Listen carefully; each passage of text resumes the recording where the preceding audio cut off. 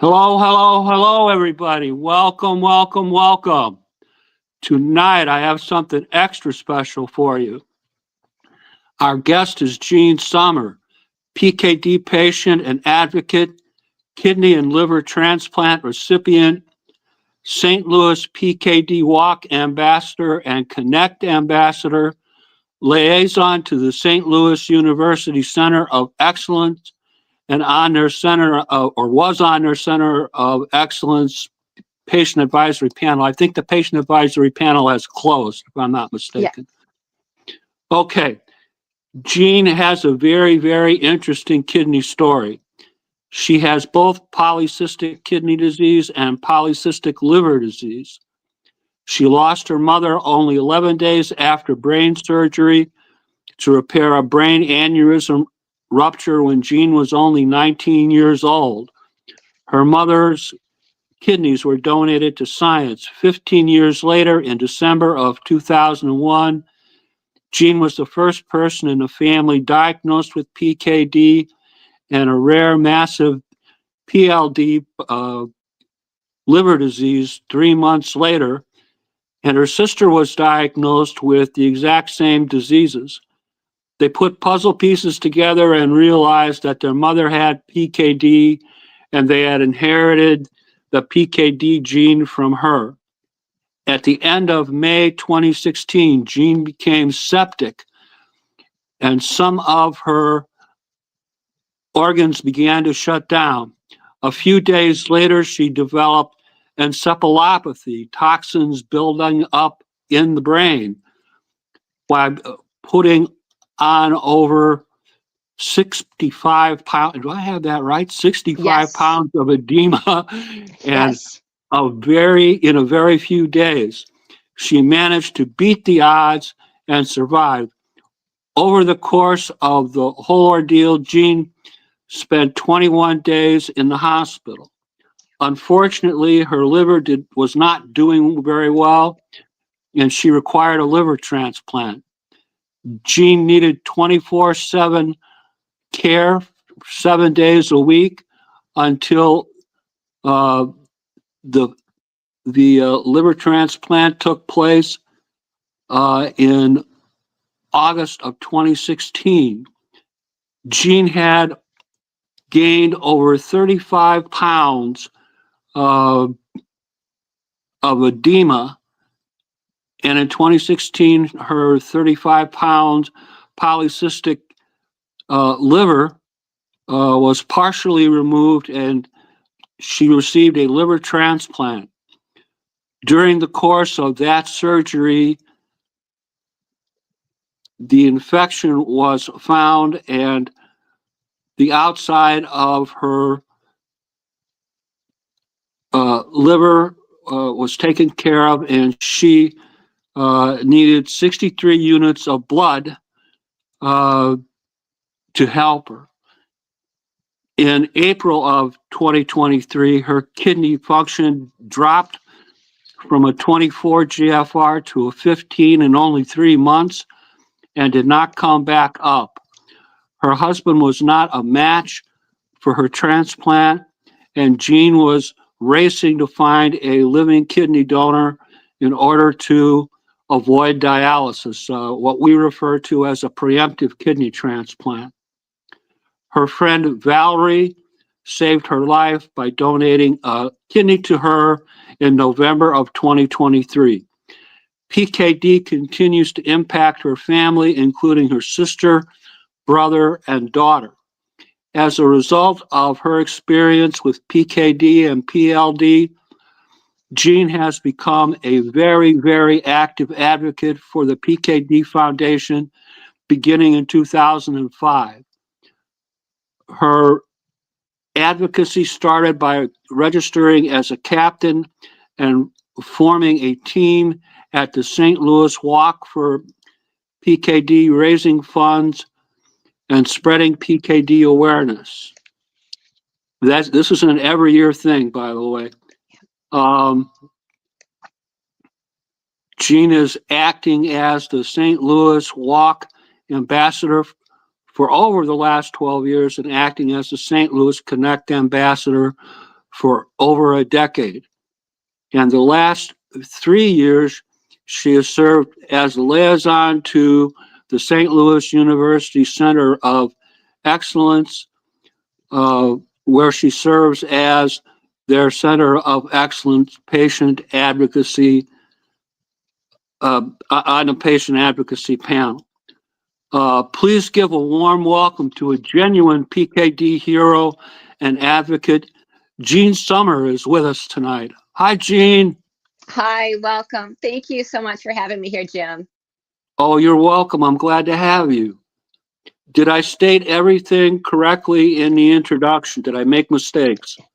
There's just a few that I want to clarify, and thank you for asking. So I had 65 units of blood products during my liver transplant. I did have a full liver remove transplant and not partial.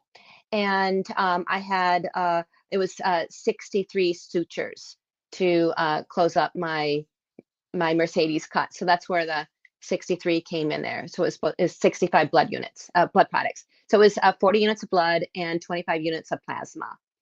Okay. And trying to think what else there. There was something else too that was, don't remember. Well, I'm probably going to ask about it, so we'll get it straight. I promise. Right. Yeah, it was something about my mother. I think it was about my mother.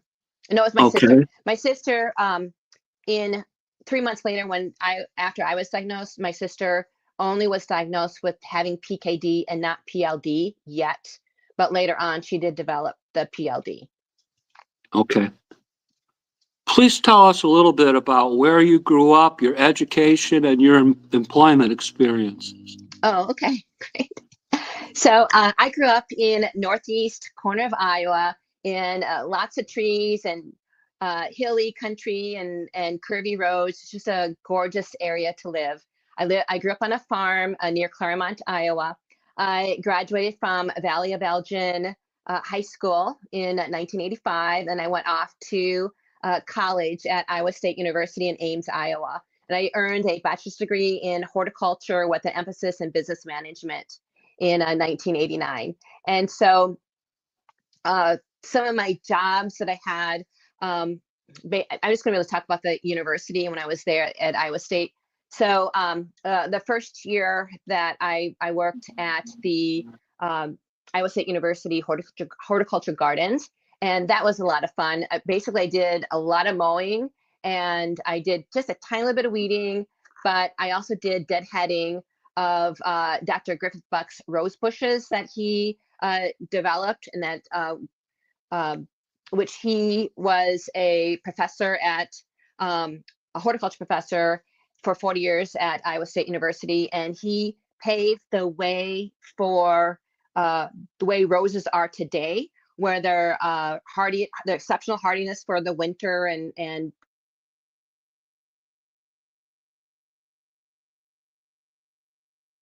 he was on the cutting edge, the groundwork of creating those rose bushes that we have today. So it was so beautiful working around all those rose bushes. And then like my sophomore year, I worked with Dr. Kransky, he's a professor at Iowa State University in the horticulture. He was known for pioneering for plug production and the cutting edge of that. So he's really well known in the plug community for plants. So it's these little plugs that you put into pots and they produce a plant. So it was a really cool thing that he did that. And then my junior and senior year, I worked with Dr. Hank Tabor. He's from the Iowa State University Extension Office for the vegetable specialist. And I did a variety of researches with him, mainly on tomatoes and peppers. And one of the studies I recall that we did was like on nitrogen, to see put excess nitrogen on the pepper plants for sure. Can I remember that? And then I was able to do some lab experiments with that to determine if there was excess nitrogen in the leaves or in the pepper plants. Then also other things that we did with his study was that we picked all the fruit, we evaluated them if they had like how many lobes like 3 lobes, 4 lobes, and we weighed all the fruit from that plant.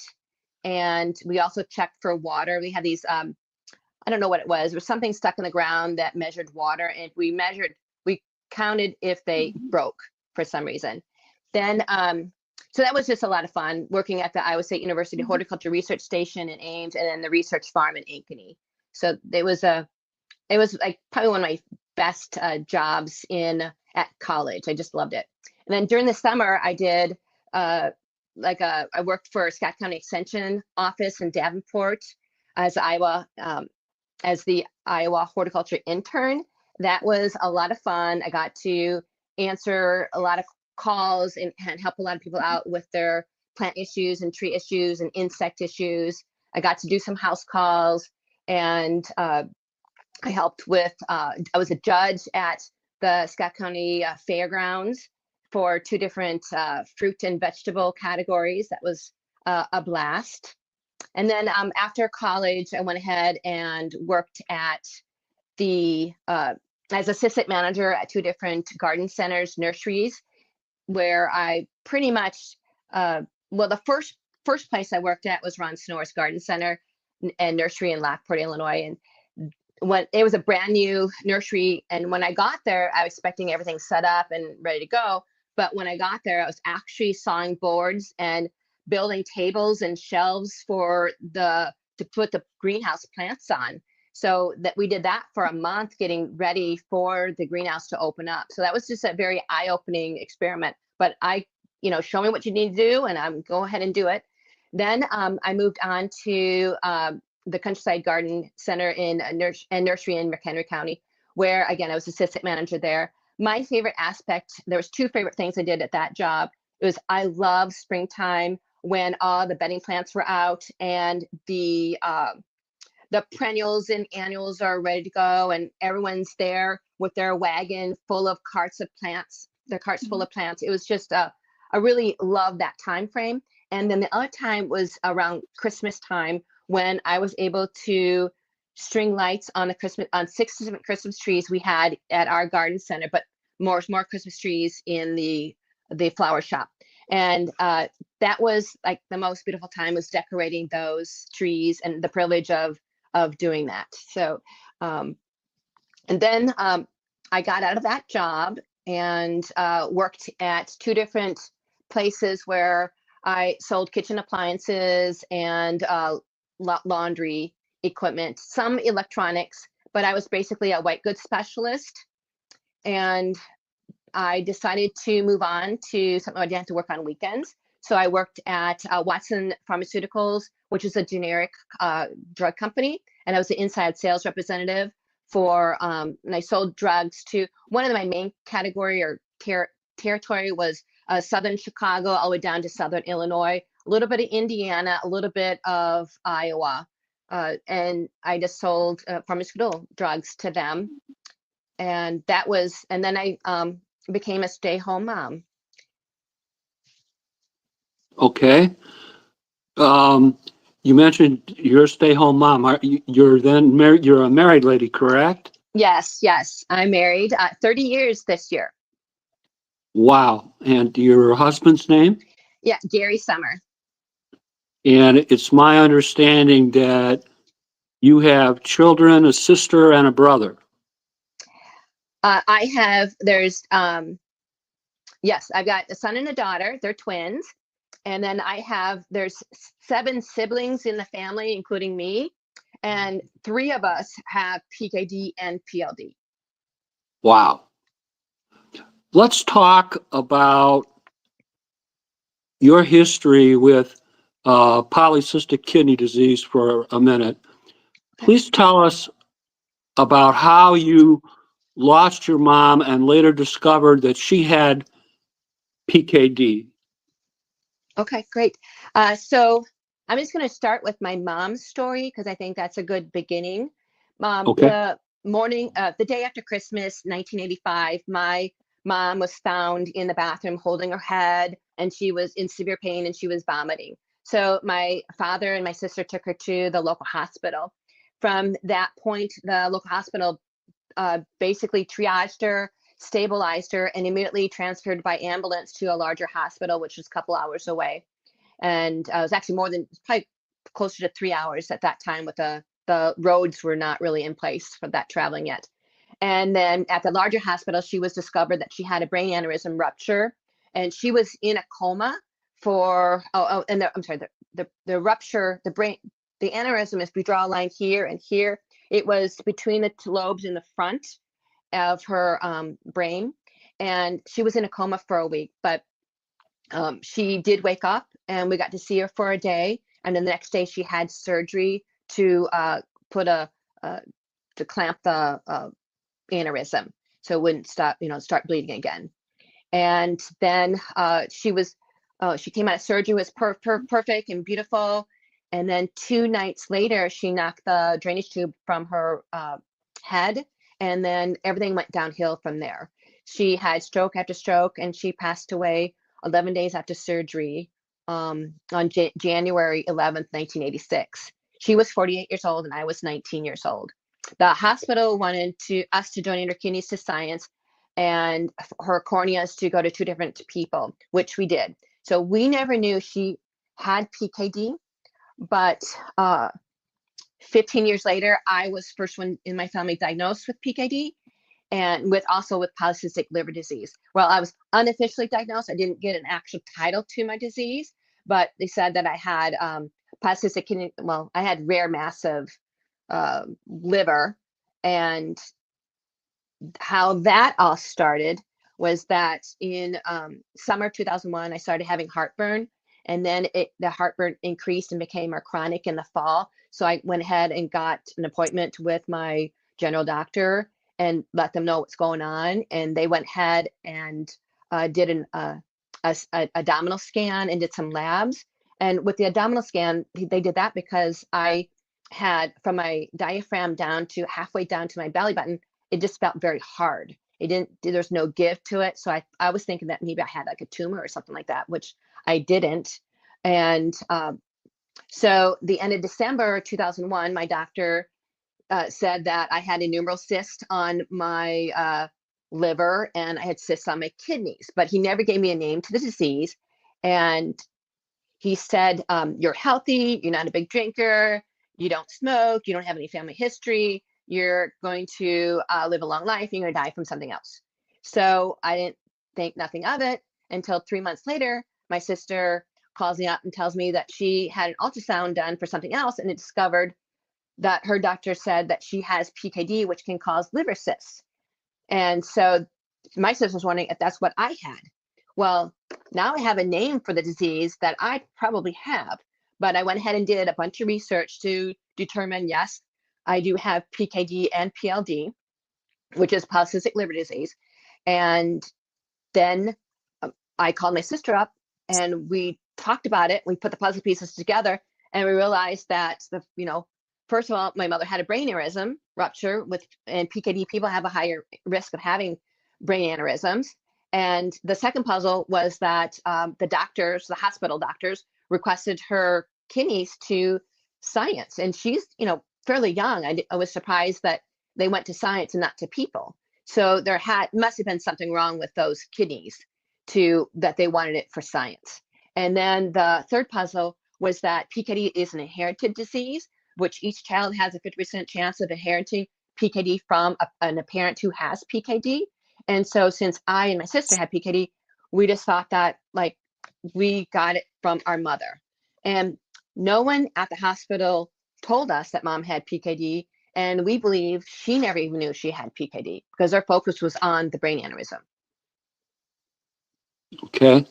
It's my understanding concerning your sister that she's had a kidney transplant, a double nephrectomy, and right at the moment she needs a liver transplant. Is that accurate? No, it's not. She doesn't need a liver transplant right now. Okay. She had That a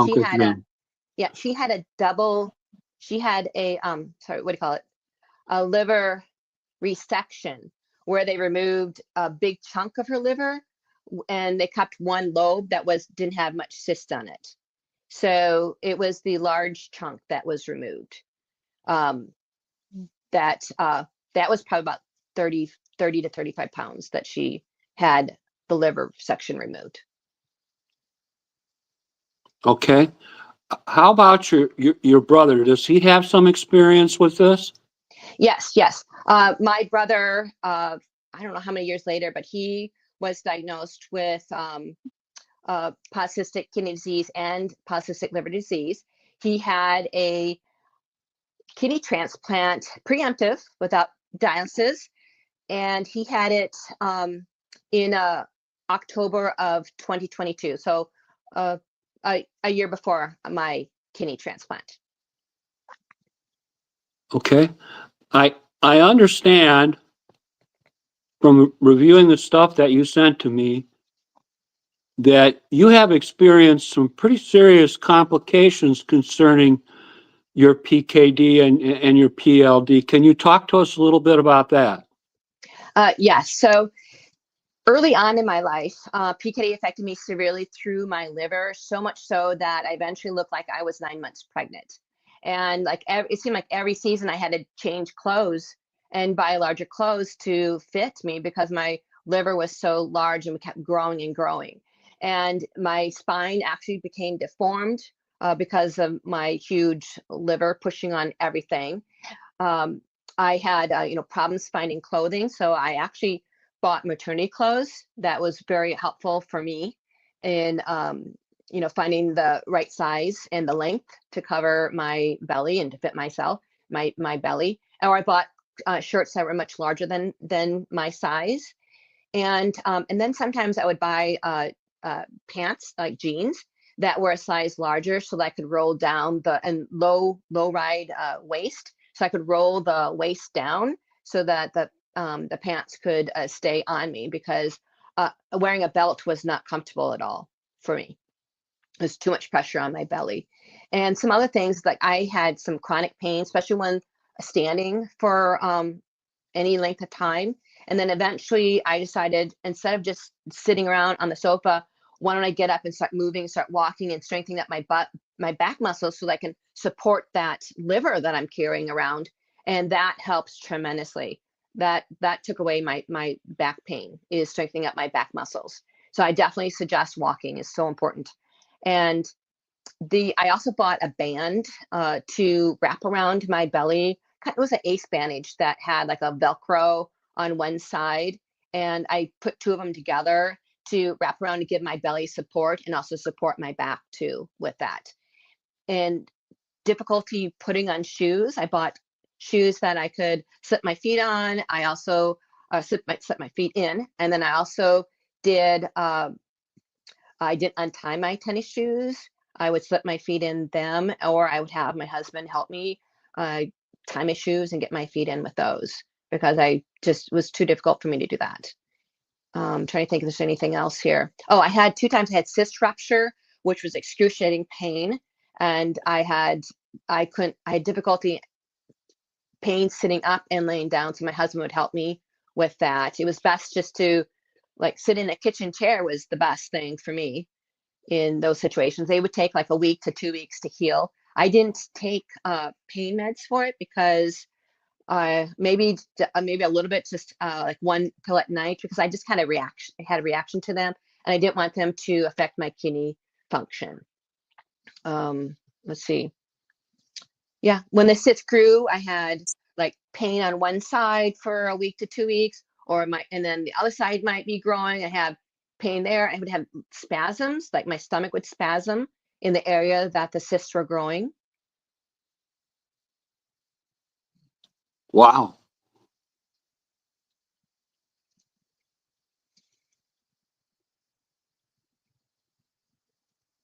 Jean, are you there? Yes, I hear. Okay. Let's talk a little bit about your experience with sepsis. Tell us what went on there. Okay, so I got a fever, and I took Tylenol, and it didn't take it away. And then I kept getting worse, where I developed, my fever got higher, I started getting chills, and I started vomiting. And I just knew that I was septic, because I attended some of the PKD Foundation's A Day of Learning, where Dr. Terry Watnick presented at one of the meetings, and she said that PKD patients have a higher risk of being septic. And I just knew that I was septic. So we got myself to the hospital, or my husband took me to the hospital. And when I got there, I told them about my symptoms and told them what I have and what I thought it was. And so they gave me some meds to stop vomiting. And by the time I was called back to the back room for the ER room, my blood pressure was crashing. I had, they quickly did a blood draw, and they gave me some plasma to bring up my blood pressure right away. And that didn't work. So the lab came back and said I was septic and that my organs were shutting down, and some were starting to shut down and some were shutting down. And so the doctor quickly put a port in and gave me like a cocktail of antibiotics to, turn the situation around. So once I was stable, they transported me to a sister hospital because all the beds there was no beds available, and I was very sick. So, but the next day I felt great, and I was doing so well that they transferred me to out of ICU to a regular room that night. Okay. I also understand that you had some experience with encephalopathy. Can you tell us a little bit about that? Yes. So, a few days after the sepsis incident, I developed encephalopathy, which is a toxin buildup in your brain caused by my liver not filtering out toxins as it should. So my liver was not doing very well at all. So some people call it a brain fog. So the earliest signs of the toxin buildup occurred like the third night in the hospital. I was watching TV and then at the end, I had memory loss. Like, I don't remember the show. I remember it starting. I remember one little part in the middle, and then I remember the show's ending. So that was the beginning of it, but I didn't really didn't think anything of it. I just thought I was just tired and stuff. So the next day, I was hitting me even more, which I was out of it and I didn't really know about it. But my sister was there, and so she saw signs. Like, she said I was walking through walls trying to go to the bathroom, and then I tried to pee in the sink one time. So I was doing really odd things that I normally wouldn't do. When my husband came after work to the hospital, my sister shared with him what was going on. And at the time, I kept repeating, "I want out, I want out." And my husband's like, "Well, let's see what she wants to do. Let's let her get her out." So he asked me, like, where do you want to go? Where are you going to go? And I said, outside. So he said, "Okay, let's let her go. Let's let her go and see what she does." Well, I took off down the hallway, and I was trying to run into walls. I was trying to walk through a door. And so I was not even walking a straight line. I was like walking all over, just erratic pattern of walking. So my husband's like, "Karen, you go to the nurse's station, you get help. I'm gonna go ahead and get my wife back into the room, and let's see what's going on. There's something seriously going wrong with my wife." So what happened on the way back, the nurses actually got to see my reaction because my husband was trying to get me in the room, and they saw me trying to walk in a wall. They saw me like walking in a circle, like, why am I walking in a circle? Those kinds of things. So some cold was called, and my room was stuffed with medical professionals. People like were filing out of the hallway, hanging in the hallway.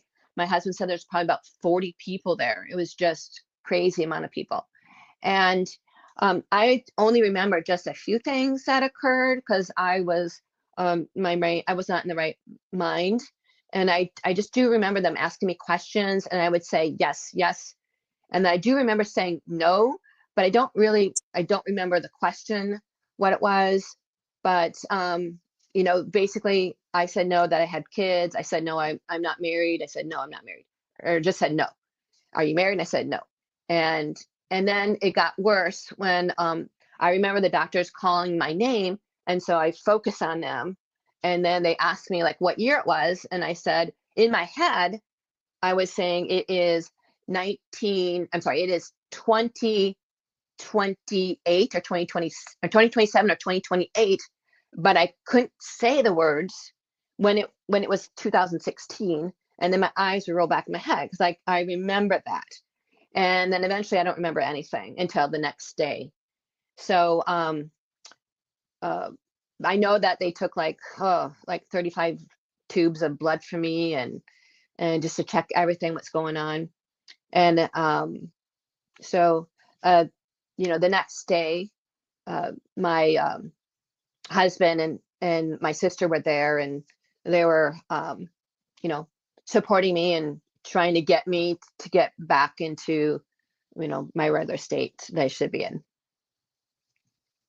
Okay. What did medical people do for you? I'm looking at some numbers that you sent to me here. It says that you had a 33% chance of survival. You had a 33% chance of not surviving, and you had a high percentage of chance of brain damage. Yes. My hepatologist was well. So my hepatologist was surprised that I even survived. He said he's never had a patient in all his years of practice to go through what I just went through, the survival of sepsis, survival of encephalopathy, and live to tell about it. And he said I was unique. And yeah, it's so crazy. I was very, very, very, very sick. My notes are telling me that you put on 65 pounds of edema Yes, I did. while you were in the hospital? Yes. So when the encephalopathy was setting in, my liver wasn't doing well. So I was also developing edema at that same time. And within like 3 days of the sepsis or the encephalopathy, I had put on 65 pounds of fluid. And I even put on more over time through my whole ordeal. It's just that that's the only number that we knew here from weighing at home. And I don't know how much I weighed at the hospital. Okay. How long were you in the hospital altogether? Okay, so the first ordeal with the sepsis, encephalopathy, and edema, I was in the hospital for 5 days. And then I was home for 4 days. And the hospital said that if I put on 3 pounds or more in a day, that I needed to call them and get to the ER right away. And so I guess the fifth night, I put on, actually the fourth night, I put on over 4 pounds of fluid. So we went back to the ER. And then I was in the hospital for 16 days after that, and was released to go back home. So we're talking about a grand total of 21 days? Yes, 21 days and over that whole ordeal was in the hospital. And while I was in the hospital, I was also being worked up for the second half. I was being worked up for being on a liver transplant too, because my liver was not doing well at all. Okay, tell us a little bit about that. What was going on with your liver? Okay, so with my liver, I believe it was the sepsis caused my liver to have issues, but I have massive polycystic liver disease, which was 35-pound liver. And so I have very little viable tissue on my liver. And my liver wasn't able to filter out the toxins from my body, which that caused me to have the encephalopathy. And then also they believe it had to do with edema too. And so can't think of anything else with that. Okay. I understand that you were participating in some clinical studies for PLD? Yes. I participated in the octreotide study for 2 years at Mayo Clinic, and I did get some amazing results from that. I had my liver cyst shrunk quite a bit, and it was amazing. But then the medicine just stopped working with my body, and I could feel like my cysts were growing again. And then I got off the study because it wasn't working for me. And then I started on a different study, a pasireotide study. I was actually on that study when I became septic. So don't believe there's any correlation with that and the medication. It was when I had my liver transplant, the surgeons found the infection on the outside of my liver, and they believed that my liver was the issue that caused me to have sepsis, which, since they found the infection on the outside of my liver, it kind of was true. Okay. My notes are telling me that you had 13 aspiration type surgeries. Can you tell us about that? Yeah, so I did. I had 13 aspiration surgeries for my liver to concentrate on my diaphragm to give me relief from my rib cage and diaphragm, and also around my stomach area to give me relief there, and also around my bladder. And I felt a difference from it, but the cyst will come back, or other cysts will fill its place. But it did give me temporary relief that I needed. Okay. I have been told that after your release from the hospital, you were under care. Can you talk to us about that? Yes, yes. So I was under 24-hour care for 7 days, probably right at first for many weeks. I wanted someone with me because I was on medication to help with my to prevent me to have encephalopathy again, and also on medication, just antibiotics and medicine to help with the edema. And I couldn't, and I had 14 stairs to go up, and I couldn't go up those stairs without my family helping me. Like uh, when I got home, we had to climb those stairs, and I'm so weak. I don't have muscle strength. I couldn't even get out of the bed by myself. I needed someone help to get me up, help me stand up. I could walk, but I had no muscle strength to stand up and or sit down in a chair. They had to hold me and place me in a chair because I didn't have the muscle strength to do that either. And any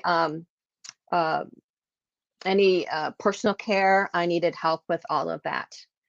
And until I had like OT and PT come, not after the first round that I was home for those first 4 days, but when after the 21-day total, then I had OT come and PT came, and they helped me get my strength back. OT helped me kind of get some independence back, like, hey, telling my husband, hey, you need to get this, you need to get this, you need to get that, and help me with tools so that I could try to be more independent. Like, for example, there was a tool that I could hook on my foot to pull my foot over to the edge of the bed so that I could, get to the sitting position and up, and a railing to help that I can help get myself up on the bed, and just all these different tools. Like, I couldn't get into bed by myself. I couldn't get out of bed by myself until I had some tools to help me, and then got my strength back to get that. But I still couldn't stand up. I eventually, when I got strong enough, I had a walker that I could get myself up eventually. And then, but it was a long time. I think there was a time where you could leave me for 4 hours. I'm fine. And then there was a time where, I guess early on, I need someone 24/7. Okay. I understand that you had a liver transplant in August of 2016. Can you tell us a little bit about that? Yes, yes. So I wanted to say one thing I forgot to add. So my husband bought a medical bed for me mid July, and my son and him put it together. And that night I had lost almost 5 pounds of fluid. And that's when the floodgates opened up for me and my liver was functioning and working. I don't know what it was, but I swear it was the medical bed. And so every night I was losing like 4 pounds, 3 pounds, and eventually it trickled down to 2 and 1 pound. And that took, I think, about a week to get all of that fluid off of me, maybe even close, maybe a week and a half. I just was more independent and got my life back. So then I had a doctor's appointment the end of July, and he said I still had 20 more pounds to go, and that he just gave me a diuretic to help me get that off me. And he said, just concentrate on getting your strength back, concentrate on staying healthy because of your liver transplant. And that's what I did. So with the liver transplant was pretty crazy. I got a phone call at 8:30 in the morning saying from the St. Louis University Hospital telling me that I'm second in line for a 21-year-old liver, and that is it okay that I'd be on standby. Of course, I said yes. And then I quickly contacted my husband to let him know that what's going on. And then I told him, meet me at the hospital. I'm going to call my sister-in-law and see if she could take me to the hospital. And so I contacted her and she said, yes, she would take me to the hospital. So she was on standby for me. Then I called my sister and let her know. She was going to tell my side of the family. My husband was going to tell his side of the family. And then I woke my daughter up so she could be by the phone. So I could, I needed to shower. I needed to pack a bag. Very important. If you're on a kidney transplant list or a liver transplant list, pack your bag right away when you get on that list so that you're prepared and ready to go.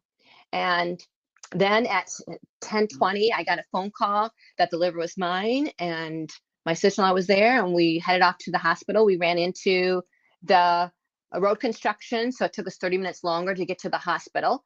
And then we finally arrived. I just, on the surgery floor, I felt like a celebrity because the nurse came to me. She put her arm around me and she said, you know what's over there in that blue cooler? I said, no, even though I knew what it was. And she said, if that's your new liver. And I thought, that's so cool. And from the time I arrived to the time I was knocked out was 20 minutes. I had a team of 5 people helping me get ready for my liver transplant, which was just, surreal. It was just amazing. Okay. And how did the liver transplant turn out?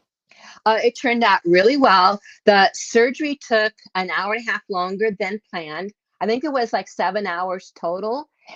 Wow. And it took longer because they found infection on the outside of my liver. So they had to, flush me a couple times and then flush me a couple times with antibiotics. So it took longer. It was very exhausting because they had to cut my liver off of all of my organs, and they had to do just hundreds and hundreds of internal sutures inside of me. And I bled like crazy. I went through 40 units of blood and 25 units of plasma. So a total of 65 units of blood.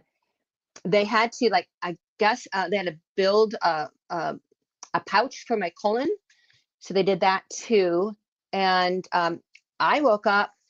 So they kept me sedated until almost the 24 hours. And I was doing so well. So they woke me up and they removed the ventilator. And I was fine. I didn't have any pain. First thing I remember is that my stomach is gone. My liver's gone. I see my stomach is flat, and then I see my feet, and I can actually see my feet where I couldn't see my feet before. And then I realized, wow, there's a lot of pincushion, a lot of IV marks on my feet. And I looked at a lot of IV marks in my hands and my arms, and I knew something really crazy happened. And that's how I found out that I went through all that blood products during my surgery. Okay. I'm checking my notes. The donor was a deceased donor in this case? Yes, a deceased donor, 21 years old. I am forever grateful for her or him, I'm not even sure, and for the family for donating their liver to me. I just am blessed. I had a whole new life after removing that liver.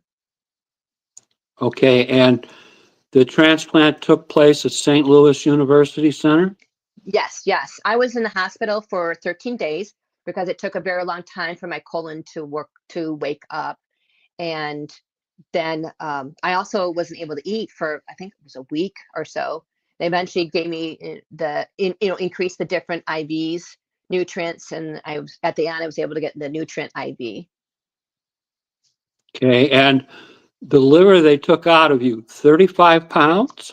Yes, 35 pounds. They first of all they did was they drained all the fluid out, as much as the fluid as they could, and then they removed what was remaining was actually like 18, 19 pounds that was remaining of the liver.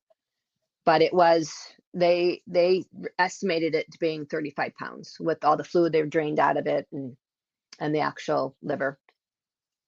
They commented that I had triplets. And currently, how's the liver doing? Oh, great. It's amazing. No issues with my liver at all. Yeah, love it. Wonderful. Let's talk about your GFR and your kidney function. I understand that in April of 2023, some things were going on. Can you tell us about that?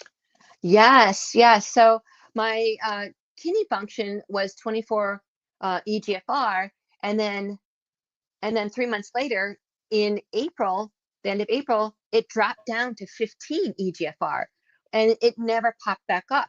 The doctor went ahead and did we did a blood test labs a week later, and it went down to 14. And so then we did it 2 weeks later. It did pop up to 17, but then went back down to 15, and it didn't ever go back up. And so this is like, it's really happening. Like, I need to have a kidney transplant. It was just surreal. I didn't expect it to go this fast. Okay. So it's my understanding in the vernacular that you were trying for a preemptive kidney transplant, a transplant that takes place before dialysis. Do I have that correctly? Yes, yes. So when my kidney function got down to 25 eGFR, I have kidney stones, and so that does affect if you have past them and stuff. For me, it did change my EGF level, and it did make it worse. So when it got down to 25 eGFR, which was 2.5 years prior, that I went ahead and sent a Facebook message to everyone asking them to consider being a living kidney donor for me, and to have a conversation with their family, and they have a conversation with their friends, have a conversation with themselves. Is this something you can do? So that when I need to have a kidney transplant, that they would already have those decisions made. And that, because when you're at the end stage kidney failure, you don't really have much time. And some people have more time than others. And I just wanted to, because I know that finding a living kidney donor is a process. Sometimes it's real simple and easy, and sometimes it takes years. And so I wanted to be prepared and let people know where I was at in my stage. And so that led me to, we launched a letter. My sister and my husband launched a letter, and then I went ahead and launched it too after they did, to find a living kidney donor. And we had, oh gosh, I think we launched it on a Saturday afternoon, and by Monday morning, when the transplant people came, they had 19 health history forms already filled out.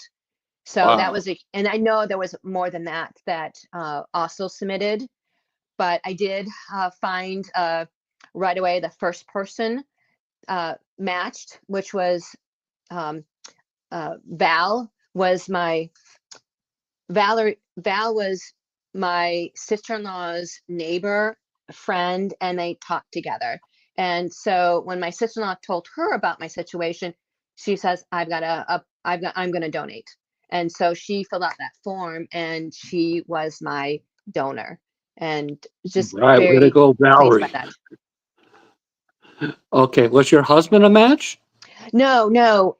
We thought he was going to be the match. We've always thought he was going to be my kidney donor. And when he wasn't, that was a very sad and real moment in our lives, that this is real. I need to find someone. You know, all these years I thought my husband was going to be my donor. He would be my match, but he couldn't donate. And so it got scary. It was very scary at that point. And then I found out when my insurance company approved me, Val was immediately evaluated before I even had my transplant evaluation. But I was already doing stuff ahead of time, doing preemptive evaluation. Like I didn't have time to wait. I didn't wait to do everything those 2 days or 3 days of those evaluation. I was doing everything ahead of time. So I, did all my scans, I did labs, I did this and that. And then when it was time for my evaluation, because it was weeks away, they were able to split up my time frame and have it and bring it in a whole month earlier and do some see someone half a day this day and then the following week half a day of something else on the other day. And so I was able to do that by being proactive about, hey, what tests I need to do, what can I do now, what can I do now, what can I do now. So that was helped me along to get my transplant much faster. And then having Val be a match right away was amazing. And finding out that she was so early on in my journey, it relaxed me and calmed me down. So I found out in August that she was going to be evaluated in August. And then I found out that she was a match in the beginning of September. And my evaluation was mid to late September. And then, I found out that it was a go in the beginning of October, but wasn't officially let known until 5 weeks before my transplant date, which was mid-November. So I had, 5 weeks to prepare for my kidney transplant and get ready for it. Okay. And where did this kidney transplant take place? Oh, it took place at St. Louis University PK Center of Excellence. And I was in the hospital for 5 days. Normally it's 6 days, but since I've had a liver transplant before and all the team knows me, that they let me go a day early. But normally you'll stay in 6 days. And Val was released. So surgery was on a Wednesday. She was released on Friday. And she went back to work 2.5 weeks later after her donor transplant. And what she did was they did it robotically, and robotically is so much faster recovery time for patients. And she had that. She was driving at, I think, about 2 weeks and went back to work at 2.5 weeks. Please tell us a little bit about your current condition post-transplant of your kidney. Oh, my kidney is doing great. It loves its new home. Val and I named my kidney Eve, and that's it's a gift from God. She's very religious. She giving a kidney to me was her calling, in her purpose in life, and her calling for God. And she said if she had another kidney to give, she would donate another kidney, because it was an amazing experience for her. She's doing well. I'm doing very well. Wow. Warrior. You are a warrior, my friend. Thank you. Let's talk a little bit about some of your advocacy experiences, especially with the PKD Foundation since 2005. You and I, we met last year. We were advocating together. Can you talk to us a little bit about what was going on in 2025? Okay, so it was my third year of advocating for PKD in a more like the senator and House representative level, but I've actually been kind of advocating since 2005, when I started going to the St. Louis community meetings. And then that year I also attended the Walk for PKD. So I was doing a lot of advocacy, me personally, through my friend group, but I took it up a notch for the past 3 years in talking to the senators and House representatives. It was, I feel like my story is important to share, and these are very important points that we need to discuss. Story is just remarkable, my friend, just remarkable. Thank you. When did you start advocating and exercising leadership with the St. Louis Walk for PKD?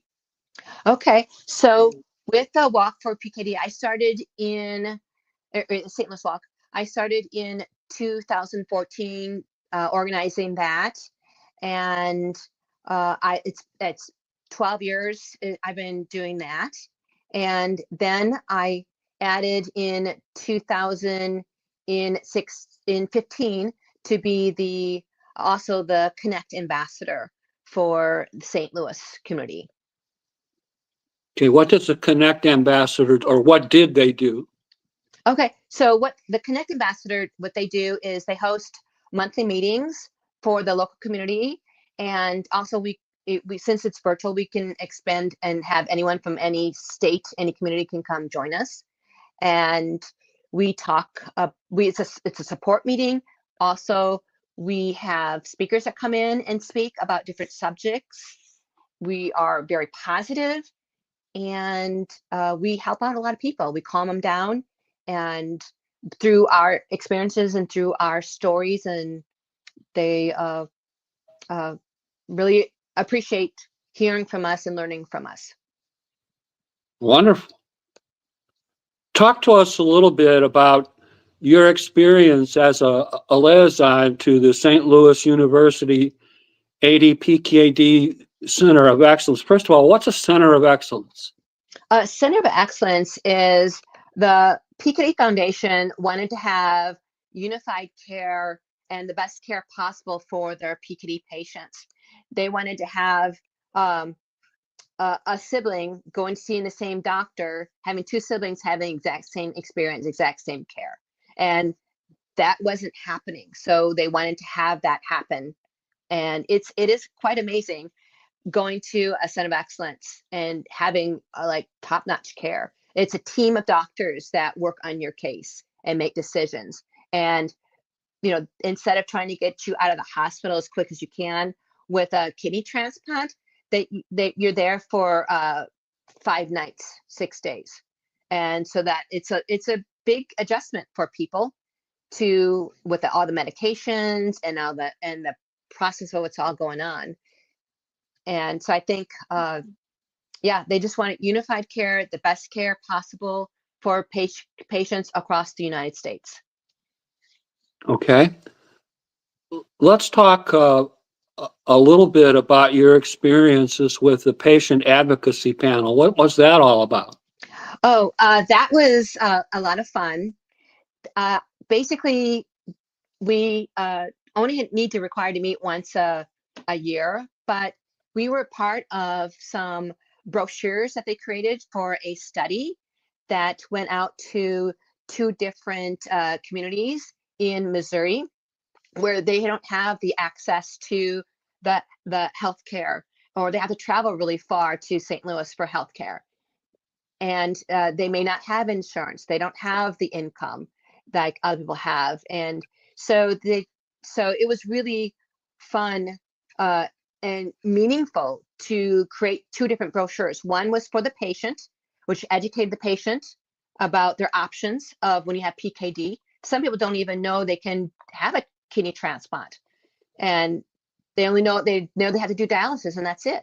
So this brochure is to help people that you can make a difference in changes of maybe changing your diet, your blood pressure, monitoring your blood pressure, things like that. And the other brochure was to hand to a sibling, because PKD is genetic and it's passed, you know, each child has a 50% chance of inheriting. So it's a higher percentage chance that a sibling has it too. So then you hand that brochure to someone else. And it was a great, huge success for the St. Louis University Center of Excellence to do that. Wonderful. But this is not the first time that you've been interviewed about your experiences, is it? No, it has not. Okay. I boo-booed. Let's talk for a minute about your husband, Gary, and his song. Oh, okay.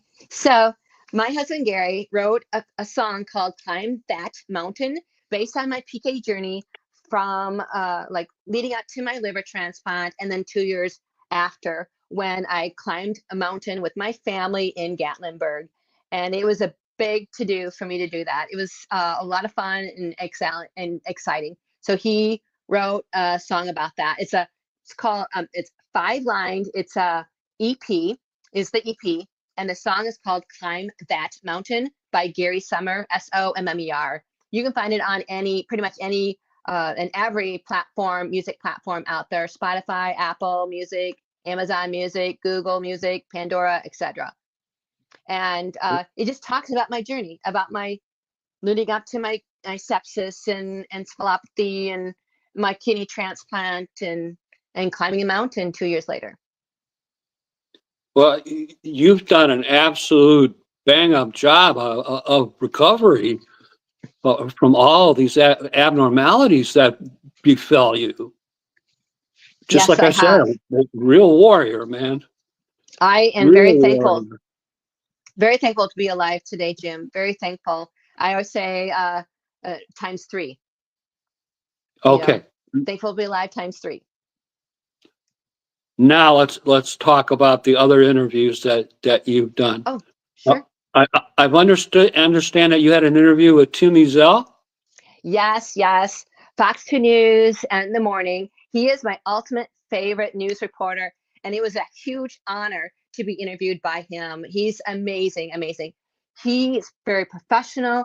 He studied, he was prepared, and it was amazing interview. I educate people about PKD. He asked questions.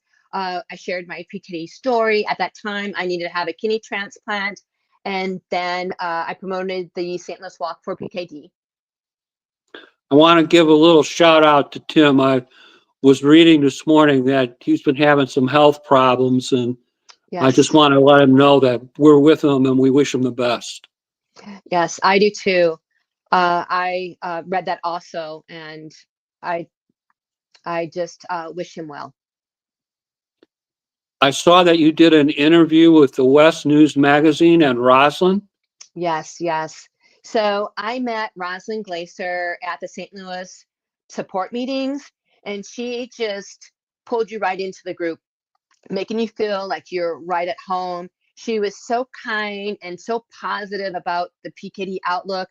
And she also was, when the PK Foundation launched the Walk for PKD fundraiser in 2000, her and her family were one of the families in the very beginning of organizing and starting the St. Louis Walk for PKD in 2000. So when Roz passed away in February 2020, 20 years later, I had to honor her because her legacy and all the years that she dedicated to the St. Louis PK community, and in the 20 years with volunteering at the St. Louis Walk for PKD. So I went ahead and wrote my portion of the press release, and then I asked her sisters to write their portion, their contribution, and like what's Roz's life like. And so they did that, and I went ahead and combined our stories together and wrote a press release and sent it to the West News Magazine. That's in the town where they live.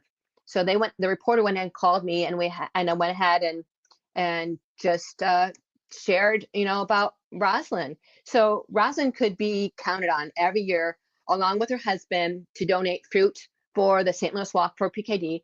She managed the food table, and she volunteered registration. And sometimes she would hand out T-shirts to qualified walkers. And in addition to that, she participated in raising funds for the walk, and she also walked and spread PKD awareness. And today, her daughters, son-in-law, and grandchildren are very active in the St. Louis Walk for PKD. Okay. One of the interviews that I read, and you sent me information on this, was about the interview you did with Ray Hartman. And Yes. what went on with that? God, I read that you got some tremendous views. Yes, yes. So Ray Hartman is very, very popular in St. Louis, and we had an interview with him March 2020. He is from the Big 550 KTRS, the Talk of St. Louis, and he has a huge following. So this is a big deal for us to get the word out about PKD, educate people about PKD, and also let them know about the St. Louis Walk for PKD. And he was just amazing interviewer. It was amazing. So I had Glenn Kemper come with me, and he shared his PKD story and educated people about PKD. And then I went ahead and shared my story and talked to people about the St. Louis Walk for PKD. And I think I also mentioned about the St. Louis support meetings. Oh, Wonderful. I forgot to say, we had, one time I looked on social media and we had over 27,000 hits on social media for that interview. Wow. It was amazing. Amazing. Remarkable. Remarkable. We're in the home stretch, my friend. Yes. Do you have any final statements that you wish to make to our audience tonight before we conclude the broadcast? I do. So there is a huge shortage of kidney donors, and it's getting worse. So please consider being a living kidney donor or be a organ donor. So please consider being an organ donor. Okay. I want to thank you for coming on tonight and sharing with us. I don't know when I've had a more remarkable story that was told. Your health issues and your recovery, Gene, they truly are remarkable. No kidding, just incredible. And I'm so happy for you and your husband and your family that you're doing well. So I have a few things to button up with my audience, but basically this is it. You're going to get Uncle Jim next week, and I don't know what I'm going to talk about yet. So, but I will let you guys know by Monday what's happening. I offered the date to a couple of folks, and I haven't heard back. So unless I do over the weekend, it's going to be Jim Myers Presents next Friday. And again, I want to thank our good friend Gene Sommer for coming on, and just an unbelievable broadcast, Gene. Thank you so very much for taking time to speak with us. Thank you, Jim, for having me. It was my pleasure to be here. Okay, and keep doing what you're doing. I'm trying. I'm going to let you go now. I have a couple of banners to put up for my audience, and then I'm done. And thank you again. I will get you a promo and a link to the instant replay so you can share it. And I will be sharing it to all of my Facebook groups. That's 120 plus, and another 100 groups or so, or they've given me permission to share. So wonderful broadcast. Thank you so much, Gene. Thank you very much. All right. You have a good night, my friend. Thank you. All right. That's our broadcast for this evening. And wow, what a great kidney story, huh? And Gene did a wonderful job. And I just want to let you know, I'll be seeing you guys again next week. You're probably going to get Uncle Jim. I have to figure out what I'm going to be talking about, but don't worry. I have the gift of gab, and I'll just bullshit my way through it. No, I'll get you something serious that we can talk about. So you have a good night, and I will see you soon.